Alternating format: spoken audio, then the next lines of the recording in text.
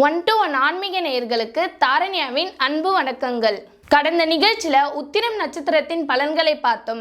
இந்த நிகழ்ச்சியில் அஸ்தம் நட்சத்திரத்தின் பலன்களை பார்ப்போம். அஸ்தம் நட்சத்திரத்தின் பலன்களை பற்றி மூத்த பத்திரிகையாளரும் ஜோதிட ஆய்வாளருமான திரு ராஜேந்திரன் அவர்களிடம் கேட்டு தெரிஞ்சுக்கலாம் வாங்க.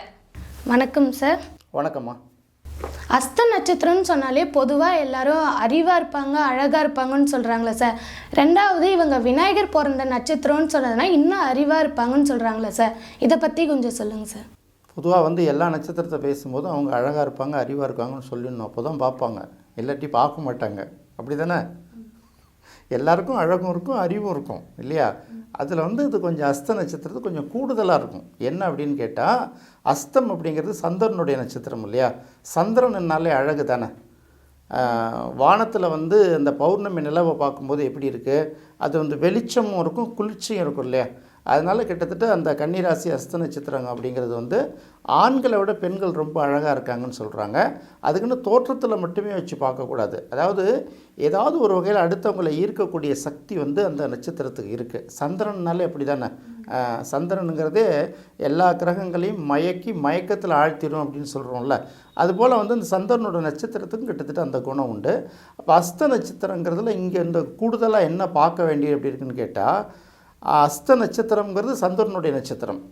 அது இருக்கக்கூடிய ராசி புதனுடைய ராசி. அப்போ சந்திரனுங்கிறது கிரியேட்டிவிட்டி, அழகு. புதனுங்கிறது புத்திசாலித்தனம். அப்போ அழகு, புத்திசாலித்தனம் இது ரெண்டும் இருந்ததுன்னா எப்படி இருக்கும்? ஒரு பழையங்காலத்தில் சொல்லுவாங்க, ஒரு உலகமாக மேதை ஒருத்தர் இருந்தாராம். அவர் அற்புதமான தத்துவ ஞானி. அவர் பேசுகிறத அவ்வளோ ரசிப்பாங்களாம், அவர் சொல்கிறதெல்லாம் கேட்குறதெல்லாம். அப்போ அதே நாட்டில் ஒரு உலக அழகிலாம் எடுக்கிறாங்கல்ல, அது மாதிரி இப்போ மிஸ் மெட்ராஸ், மிஸ் இந்தியா மாதிரி அந்த நாட்டில் ஒரு அழகி இருந்தாலாம். இவர் அறிவில் மிகச்சிறந்தவர், அவள் அழகில் மிகச்சிறந்தவர். அவள் போய் என்ன பண்ணாலாம், நீங்கள் தான் அந்த நாட்டிலே மிகப்பெரிய அறிவாளியாக இருக்கீங்க, தத்துவ ஞானியாக இருக்கீங்க, நான் இந்த நாட்டிலே பெரிய அழகி, நாம் 2 பேரும் கல்யாணம் பண்ணிக்கிட்டோம்னா நமக்கு பிறக்கிற குழந்த என்ன மாதிரி அழகாகவும் உங்களை மாதிரி அறிவாகவும் இருக்கும்ல அப்படின்னு அவர் கேட்டிருக்கா. அவர் ஒன்றே சொன்னாராம், என்ன மாதிரி அறிவாகவும் உன்ன மாதிரி அழகாகவும் பிறந்தால் அந்த உலகம் ஏற்றுக்கும். அழகில் என்ன மாதிரியும் அறிவில் ஒன்று மாதிரியும் பிறந்துட்டா என்ன ஆகுறது, நாய் கூட சீண்டாதே அப்படின்னாராம். புரியுதா? அப்போ பாசிட்டிவ் நெகட்டிவ்ங்கிறது எல்லா நட்சத்திரத்துக்கும் உண்டு. அஸ்த நட்சத்திரத்தோட ஸ்பெஷாலிட்டி என்னென்னா, அழகோடு மட்டுமல்ல புத்திசாலித்தனம் இருக்கும். எந்த சூழ்நிலையும் டென்ஷன் ஆகாமல் அதை எப்படி ஹேண்டில் பண்ணுறதுங்கிறது தெரிஞ்சு வச்சுருக்கும். இதுதான். இப்போ உன்னை நான் திட்டுறேன்னா டக்குன்னு நீ கோவப்பட்டேன்னா இந்த திட்டுறது 2 தடையாகவும் டென்ஷன் ஆகும். கொஞ்சம் நேரம் சைலண்ட்டாக விட்டேன்னு வச்சுக்கோ, என்ன நம்ம இவ்வளோ தூரம் திட்டுறோம், அது பொறுமையாக போகிறாளே அப்படின்னு நினைப்போம் இல்லையா? அந்த நேரம் பார்த்து நீ பதில் அம்ப விட்டுருவோம் என்கிட்ட. புரியுதா? இதுதான் அஸ்த நட்சத்திரத்தோட ஸ்பெஷாலிட்டி. அதனால் அழகும் இருக்கும், புத்திசாலித்தனமும் இருக்கும். அடுத்தது இந்த அஸ்த நட்சத்திரம் அப்படின்னு பார்க்கும்போது என்ன சொல்கிறாங்கன்னா, ஆண்களை விட பெண்களுக்கு இது ரொம்ப அழகாக ஒர்க் அவுட் ஆகும் அப்படின்னு சொல்கிறாங்க. ஏன்னா பொறுமை தானே பெண்களோட ஆயுதம். பொங்கி எழுந்தாங்கன்னா சிக்கலாகிடும்ல.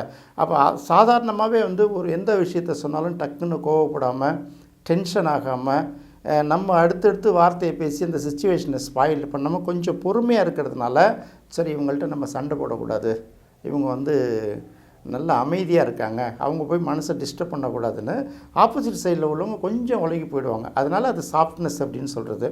அடுத்தது அறிவு அதிகமாக தான் இருக்கும். ஆனால் அந்த அறிவு அதிகமாக இருக்குது அப்படிங்கிற ஒரு மமதை இருக்குல்ல, அதை பெரிய அளவுக்கு காமிச்சிக்க மாட்டாங்க. கொஞ்சம் இரக்க சுபாவமும் அளவுக்கு அதிகமாக இருக்கும். அதாவது சொன்னப்போனால் நிறைய என்ன பண்ணுவாங்க, இப்போ நீ ஒரு விஷயத்த சொல்லி இப்படி எப்படின்னு பேசணும்னு வச்சுக்க, தொடர்ந்து அவங்க என்ன பண்ணுவாங்க, அதெல்லாம் உண்மைன்னு நம்பிடுவாங்க. உண்மைன்னு நம்பிட்டு கஷ்டப்படும் போது திரும்ப என்ன பண்ணுவாங்க, ஏன் கவலைப்படுறீங்க அப்படின்னு சொல்லுவாங்க. இல்லைங்க எனக்கு கொஞ்சம் பணம் வேணும், கொடுத்தீங்கன்னா ஒரு வாரத்தில் நான் திருப்பி கொடுத்துருன்னா போதும், டக்குன்னு பணம் இருக்கிறதுக்கு விட்டு கொடுத்துருவாங்க. ஆனால் இவங்க ஏமாற்றி தான் நம்மளை பொய் சொல்லிட்டு வாங்கிட்டு போகிறாங்கன்னு இவங்களுக்கு தெரியாது. இப்படி ஒரு தடவை ஏமாந்துருவாங்க. பணத்தில் மட்டும் இல்லை, பல விஷயங்களில் ஒரு நம்பி இவங்கெல்லாம் செஞ்சால் சரியாக தான் இருக்கும் அப்படின்னு சொல்லிட்டு நம்பி ஏமாந்துருவாங்களா. இதில் என்ன ஆகுன்னு கேட்டால், இந்த பூனை இந்த சூடான பால் பாத்திரத்தில் ஒரு தடவை வாயை வச்சுட்டு அந்த பாலை கண்டாலே உழுந்தடிச்சு ஓடுது பாரு. அதன் பிறகு என்ன பண்ணுவாங்கன்னு கேட்டிங்கன்னா, உண்மையிலேயே வர்றவங்கள கூட இவங்களும் அவங்கள மாதிரி நம்மளை ஏமாற்ற போகிறாங்கன்னு நினச்சிட்டு அங்கே இவங்க என்ன பண்ணுவாங்க, அவங்கள டிஸ்கரேஜ் பண்ணிவிடுவாங்க. அதனால் இவங்களுக்கு யாரை நம்புறது, யாரை நம்பக்கூடாது அப்படிங்கிறது தெரியாது. அதாவது ஒரு அனுபவம் ஒரு பாடங்களை கற்றுக் கொடுக்கும், ஒரு அனுபவம் எல்லா பாடமும் கற்றுக் கொடுக்காதுல்ல. அதில் இந்த நட்சத்திரக்காரர்கள் கொஞ்சம் கவனமாக இருக்கணும். எல்லாருமே ஏமாற்றவும் மாட்டாங்க, எல்லோரும் நம்பிக்கைக்குரியவர்களும் அல்ல. அதாவது ட்ரஸ்ட் பட் வெரிஃபை அப்படின்னு ஆங்கிலத்தில் ஒரு பழமொழி சொல்லுவாங்க. இது ரஷ்ய நாட்டோட பழமொழி. நீங்கள் நம்பிக்கைக்கு உரியவர்கள் தான், ஆனால் இந்த நம்பிக்கைக்கு உரியவர்களா அப்படின்னு நான் ஒரு தடவை சோதித்து பார்த்துக்கணும். இது இந்த அஸ்த நட்சத்திரத்துக்கு உரிய பழமொழியாக அவங்க எடுத்துக்கிட்டு, இது என்ன ஆங்கிலத்தில் உள்ள அந்த பொன்மொழின்னு சொல்கிறாங்கல்ல, அந்த பொன்மொழியாக எடுத்துக்கிட்டு அவங்க அதை அப்பப்போ செக் பண்ணிக்கணும். என்னென்னா நம்பக்கூடாதவங்களை நம்பிடுறது, நம்ப வேண்டியவங்களை நம்பாமல் விட்டுறது, இந்த ஒரு பிரச்சனை இருக்கும். அடுத்தது விநாயகர் பிறந்த நட்சத்திரம் அப்படின்னு சொல்லிட்டு இந்த அஸ்த நட்சத்திரத்தை சொல்லுவாங்க. விநாயகருங்கிறவர் எவ்வளோ புத்திசாலிங்கிறது தெரியும் இல்லையா? கணங்களுக்கெல்லாம் அதிபதி அப்படின்னு சொல்கிறாங்க. கடவுள் நம்பிக்கை உள்ளவங்க மட்டும் இந்த பாயிண்ட் எடுத்துக்கிட்டோம், மற்றவங்க அதை சீரியஸாக எடுத்துக்க வேணாம், அதை சொல்லிட்டு தான் சொல்லணும். இப்போ விநாயகருங்கிறது புத்திசாலித்தனத்தோட அதிபதி. என்ன சொல்கிறாங்க, முருகன் சுற்றி மாம்பழத்தை கேட்டார், இவங்க அம்மா அப்பாவை சுற்றி மாம்பழத்தை கேட்டார்னு எவ்வளோ அழகழகாக அந்த காலத்தில் புராண எழுத்து கதை எழுதியிருப்பாங்க.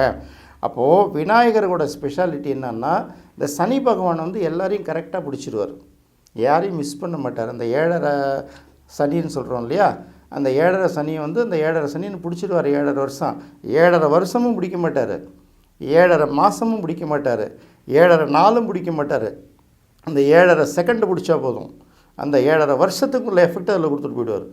அப்போ கண்டிப்பாக அவர் எல்லாரையும் பிடிச்சி தானே ஆகணும். அப்படி பிடிக்கணும் அப்படின்னு நினைக்கும் போது என்ன பண்ணுவார்னா, திடீர்னு போய் விநாயகரை பிடிக்க போவார். விநாயகர் என்ன பண்ணுவார், நான் உனக்கு நண்பன் தானே, என்ன நீ பிடிக்கலாமா அப்படின்னு கேட்குறாரு சனி பகவான்கிட்ட. அவர் என்ன சொல்லார், நண்பன், விரோதி, எதிரி, வேண்டியவன், வேண்டப்பட்டவன் அப்படின்னு யாரும் கிடையாது, யாராக இருந்தாலும் என்னுடைய கடமையை நான் செய்ய வேண்டியது என்னோடய கடமை அப்படின்னு சொல்லுவார். அப்படியா, எனக்கு ஒரே ஒரு சகாயம் பண்ணு, அதாவது ஒரே ஒரு சலுகை கொடு. அந்த சலுகை என்ன தெரியுமா, என்னன்னு கேட்பார்.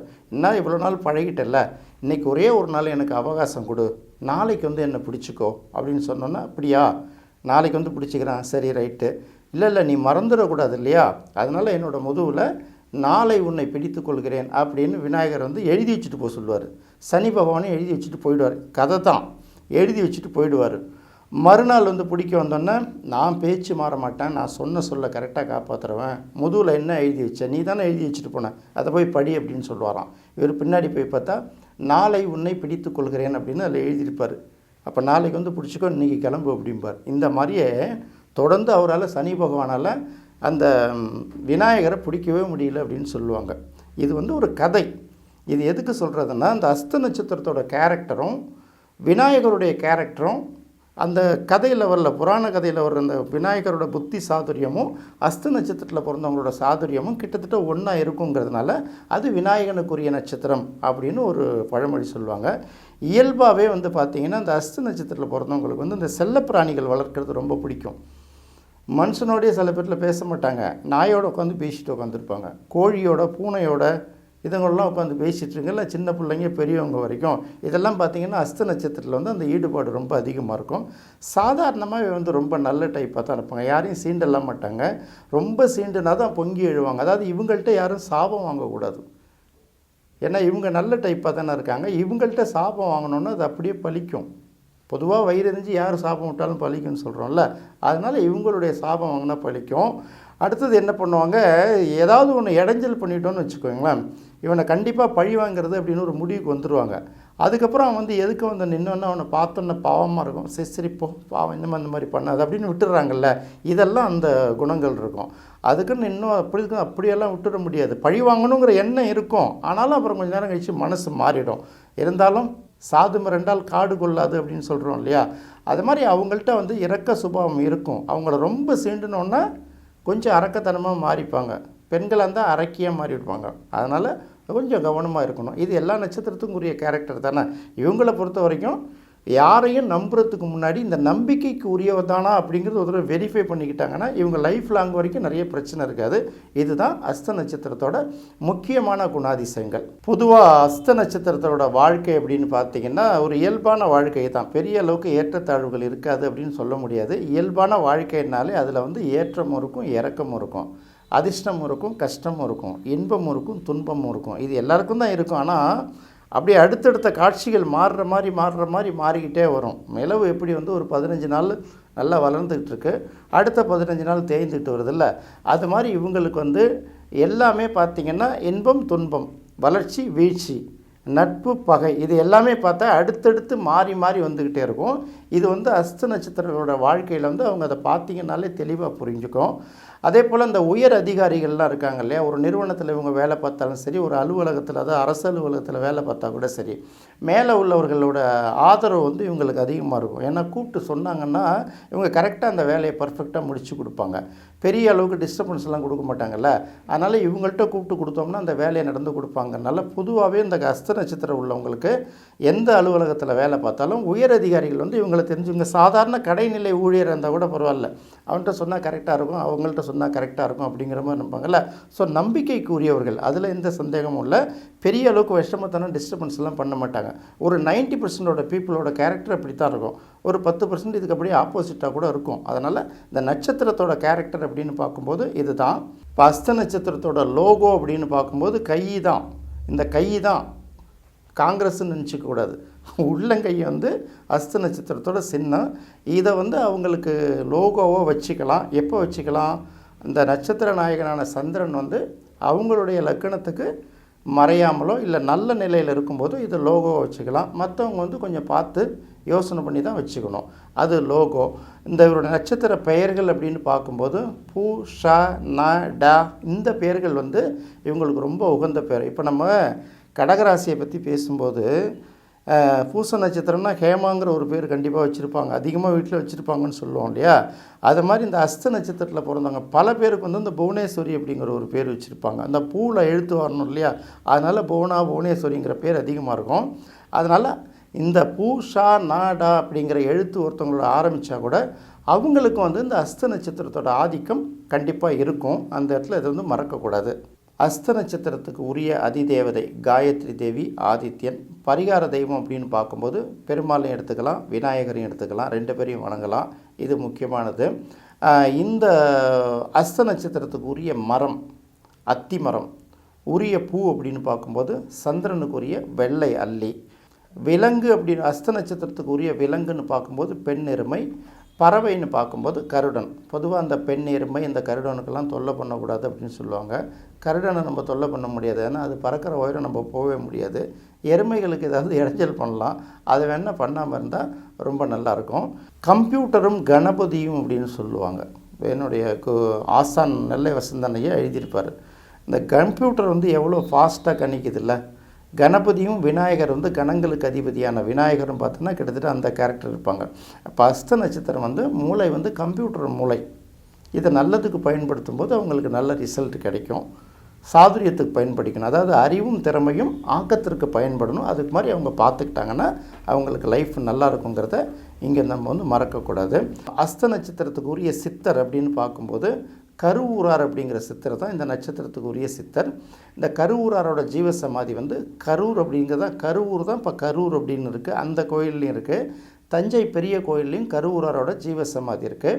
இந்த தஞ்சை பெரிய கோயிலுக்கு ஏன் அப்படி வந்தது அப்படின்னு கேட்டால், இந்த ராஜராஜ சோழன் வந்து அந்த கோயிலை கட்டும்போது பல்வேறு இடர்பாடுகளை சந்தித்து அதை உரிய நேரத்தில் அந்த அங்கே உள்ள சிவனை வந்து அந்த பிரதிஷ்டை பண்ண முடியாமல் போகிறப்ப பெரிய சான்றோர்கள்லாம் சொன்ன பிறகு கருவூரார் தான் வந்து அதுக்கு ஆலோசனை கூறி அதை வந்து அந்த கோயில் கட்டுமான பணிகள்லாம் உரிய நேரத்தில் முடிக்கிறதுக்கு வழிவகுத்தார்னு சொல்கிறாங்க. அதனால் தஞ்சை பெரிய கோயில்லையும் கருவூராரோட ஜீவ சமாதி இருக்குது. அஸ்த நட்சத்திரத்தில் அவர் பிறந்தாருங்கிறதுனால அஸ்த நட்சத்திரத்தில் பிறந்தவர்கள் அவங்களுடைய பிறந்த நட்சத்திர தினத்தன்னைக்கு கருவூராரோட ஜீவ சமாதியை பார்த்து வழிபடுறது ரொம்ப அவங்களுக்கு நல்லதாக இருக்கும். அஸ்த நட்சத்திரத்தில் பிறந்தவங்க வணங்க வேண்டிய கடவுள் அப்படின்னு பார்த்திங்கன்னா மயிலாடுதுறைக்கு அருகே கோமல் அப்படிங்கிற ஒரு ஊர் இருக்குது. கிருபா கூபாரேஸ்வரர் அந்த கடவுளுடைய பெயர். அதை வந்து அவங்க பிறந்த தின நட்சத்திரத்தை அன்னைக்கு போய் சென்று வழிபடுறது ரொம்ப சிறப்பு. பொதுவாக வந்து இவங்க வந்து என்ன தானம் வழங்கினா இவங்க லைஃப் நல்லாயிருக்கும், இவங்களோட அதிர்ஷ்டத்தை பெருக்கிக்கலாம் அப்படின்னு பார்க்கும்போது வாகன தானம் செய்யணும் அப்படின்னு சொல்கிறாங்க. இந்த ஏழை மாணவர்கள்லாம் வந்து ஒரு இடத்துக்கு பள்ளிக்கு போகும்போது எல்லாம் சிரமப்படுறாங்க இல்லையா, வாகன தானம் வழங்கணும் அப்படின்னு சொல்கிறதுனால இவங்க வந்து அந்த மாதிரி ஏழை மாணவர்கள் மாணவிகளுக்கு சைக்கிள் வாங்கி கொடுக்கலாம். அது வந்து ஒரு நல்ல தானம் தானே, கல்விக்கும் உதவுன மாதிரி இருக்கும் இல்லையா. இதெல்லாம் அவங்க பண்ணாங்கன்னா அவங்க வாழ்க்கையில் வந்து அவங்களுக்கு நிறைய அதிர்ஷ்டங்கள் கிடைக்கும், வாழ்க்கையில் வந்து முன்னேற்றமும் எளிதாக கிடைக்கும் அப்படின்னு சொல்லிட்டு பண்டைய ஜோதிட நூல்கள்லாம் சொல்லுது. அதை முடிஞ்ச வரைக்கும் அவங்க ஃபாலோ பண்ணுறது ரொம்ப நல்லது. பொதுவாகவே இந்த தானம் வந்து உபயோகமான தானம் தானே, கண்டிப்பாக செய்யலாமே. அஸ்த நட்சத்திரத்தை பற்றி பல்வேறு தகவல்களையும் அழகாகவும் தெளிவாகவும் சொன்னீங்க சார். இந்த தகவல் எல்லாம் எங்ககிட்ட ஷேர் பண்ணிக்கிட்டதுக்கு மிக்க நன்றி சார். நன்றிம்மா. இந்த நிகழ்ச்சியில் அஸ்தம் நட்சத்திரத்தின் பலன்களை பார்த்தோம். மீண்டும் அடுத்த நிகழ்ச்சியில் சித்திரை நட்சத்திரத்தின் பலன்களை பார்ப்போம். நன்றி, வணக்கம்.